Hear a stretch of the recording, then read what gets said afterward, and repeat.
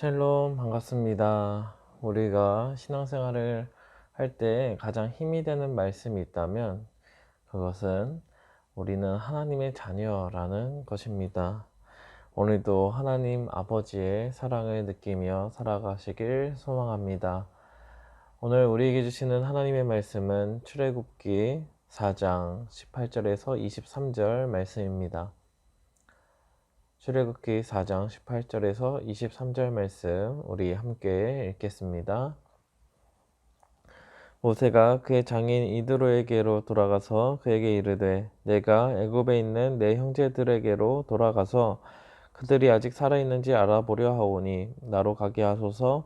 이드로가 모세에게 평안히 가라 하니라. 여호와께서 미디안에서 모세에게 이르시되 애굽으로 돌아가라. 내 목숨을 노리던 자가 다 죽었느니라. 모세가 그의 아내와 아들들을 나귀에 태우고 애굽으로 돌아가는데 모세가 하나님의 지팡이를 손에 잡았더라. 여호와께서 모세에게 이르시되 내가 애굽으로 돌아가거든 내가 내 손에 준 이적을 바로 앞에서 다 행하라.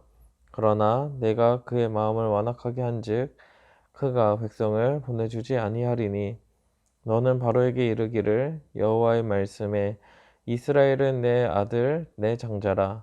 내가 내게 이르기를 내 아들을 보내주어 나를 섬기게 하라 하여도 내가 보내주기를 거절하니 내가 내 아들 내 장자를 죽이리라 하셨다 하라 하시니라. 아멘. 오늘도 하나님의 은혜와 평강이 함께 하시길 기도드립니다. 모세는 미디안에서 이제 40년간 살았습니다. 자녀를 낳고 평안한 가정을 꾸렸습니다. 정착도 했고 이제 앞날에 대해서는 큰 걱정이 없이 행복한 삶을 살고 있었습니다.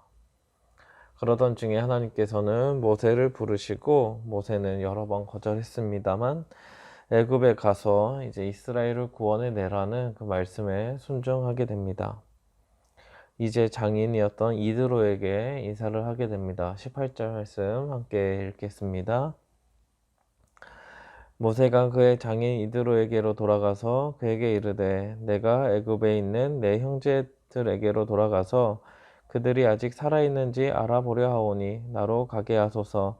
이드로가 모세에게 평안히 가라 하니라. 먼저 모세는 이스라엘 백성들을 형제로 생각하고 있었던 것 같습니다. 미디안에서 행복하게 살아갔지만 마음 한편에는 여전히 우리의 형제들이 우리 민족이 고통받고 있다는 사실을 잊지 않았던 것 같습니다. 조금 막연하고 걱정스러운 발걸음을 시작합니다. 앞으로 어떠한 일이 일어날지 모릅니다. 그때 장인 이드로는 어떻게 모세에게 말을 합니까? 평안히 가라는 격려를 해줍니다. 어쩌면 말릴 수도 있었습니다. 그 큰 나라 그 애굽에 가서 어떻게 이스라엘 백성들을 구원해낼 수 있겠냐 라면서 말릴 수도 있었고 또 걱정스러운 한다면서 여러 가지 말들을 이야기들을 해줄 수도 있었을 것입니다. 하지만 이드로는 모세에게 그저 평안히 가라고만 이야기를 하고 있습니다. 이것은 하나님의 인도하심을 따라가고 있는 지금 모세에게 격려하고 힘을 주는 말입니다.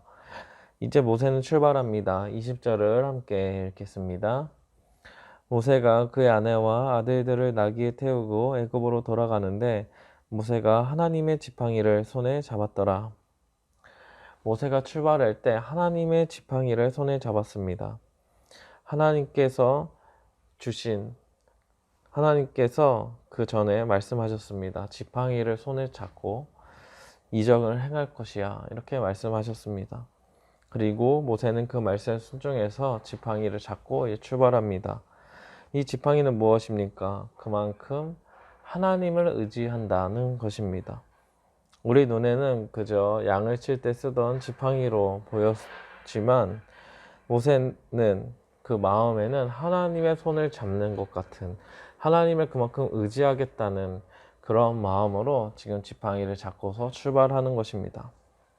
오직 의지하고 믿을 수 있는 분은 하나님밖에 없었습니다.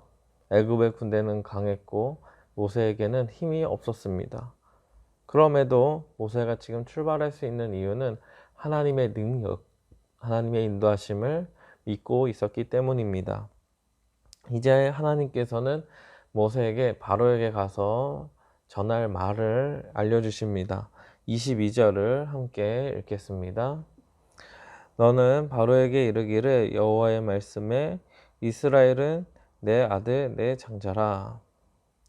하나님께서는 이스라엘 민족을 내 아들 내 장자야 이렇게 말씀하십니다. 이스라엘 민족을 함부로 건들지 말라는 표현입니다. 이스라엘을 민족을 괴롭게 하지 말고 이제 종에서 풀어주어서 이제 하나님을 예배하게 하도록 그 민족으로 살아갈 수 있도록 하라는 의미가 담겨져 있습니다. 사실 강한 힘을 가지고 있는 바로 왕 앞에서 이러한 말을 할 수 있는 사람은 누구도 없을 것입니다. 오직 하나님만이 하실 수 있습니다. 왜냐하면 하나님은 만왕의 왕이시기 때문입니다. 그만큼 이스라엘을 사랑하시고 아끼신다는 마음도 엿볼 수 있습니다. 사랑하는 성도 여러분, 우리의 삶이 또 우리의 신앙생활이 어두운 터널을 지나가는 것처럼 느껴질 때가 있습니다. 마치 지금 모세가 애굽을 향해 가는 것처럼 우리의 마음도 걱정과 또 두려움으로 가득 찬 그러한 마음으로 살아갈 때가 있습니다. 그때 우리는 어떻게 해야 될까요? 우리는 어떠한 마음으로 또 어떠한 말을 하며 살아가야 될까요? 먼저 장인 이드로처럼 서로를 격려하는 말을 해야 합니다. 힘을 주고 응원해주는 그런 말을 해야 합니다.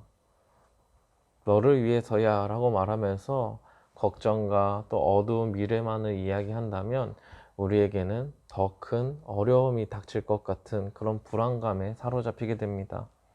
하지만 이드로처럼 평안히 가라는 이 말 한마디지만 그 말로 인해서 힘을 얻을 수 있고 하나님께서 우리를 지켜주시겠지라는 그 믿음으로 서로를 격려하기 때문에 우리는 힘을 얻고 그 격려를 가지고 당당하게 나아갈 수 있게 됩니다. 또한 우리는 하나님을 의지해야 합니다. 우리에게는 힘이 없지만 하나님의 능력은 무궁무진하십니다. 하나님의 강하신 손을 붙들고 살아가는 것이 우리가 살 수 있는 유일한 방법입니다. 그제서야 우리는 하나님의 손을 잡고서 주님의 원하시는 길을 그 앞으로 보이는 길이 어렵다 할지라도 그 길을 우리는 담대하게 한 발자국씩 걸어갈 수 있게 됩니다. 지금 상황에 아무리 어두워 보인다 할지라도 너무나 앞날이 캄캄해 보인다 할지라도 하나님은 우리를 사랑하시고 오늘 말씀하신 것처럼 우리는 하나님의 자녀입니다. 하나님께서 우리를 사랑하십니다. 우리를 그냥 내버려 두지 않으시고 늘 아껴주시고 좋은 길로 선한 길로 인도해 주실 것입니다. 이런 마음으로 나는 사랑받는 자녀구나 이런 마음으로 오늘을 살아가셔야 합니다. 그러다 보면 그 어두운 터널도 우리는 지나가게 되고 그 어렵고 힘든 시기도 우리는 극복하고 승리할 수 있게 됩니다. 오늘도 하나님을 바라보시면서 그 하나님의 사랑에 손을 붙잡고 살아가는 저와 우리 성도님들 되시길 기도드립니다. 오늘도 우리 함께 기도할 제목이 있습니다. 첫째는 하나님의 사랑받는 자녀임을 기억하도록, 둘째로 코로나가 사라지고 모든 것이 회복되도록, 셋째로 교회 건축 가정 가운데 은혜가 넘치도록 이를 위해 오늘도 함께 기도하셨으면 좋겠습니다. 기도하시겠습니다. 하나님 아버지, 오늘을 살아간다는 것이 참 어려운 시대입니다. 우리의 눈에는 희망이 보이지 않고 캄캄한 미래만 보이는 것처럼 느껴집니다. 앞으로 우리가 어떻게 살아가야 할지 막막해지고 또 우리의 신앙도 어떻게 세워나가야 할지 우리는 많은 걱정과 불안 속에서 살아갈 때가 있습니다. 하지만 우리는 공동체가 있습니다.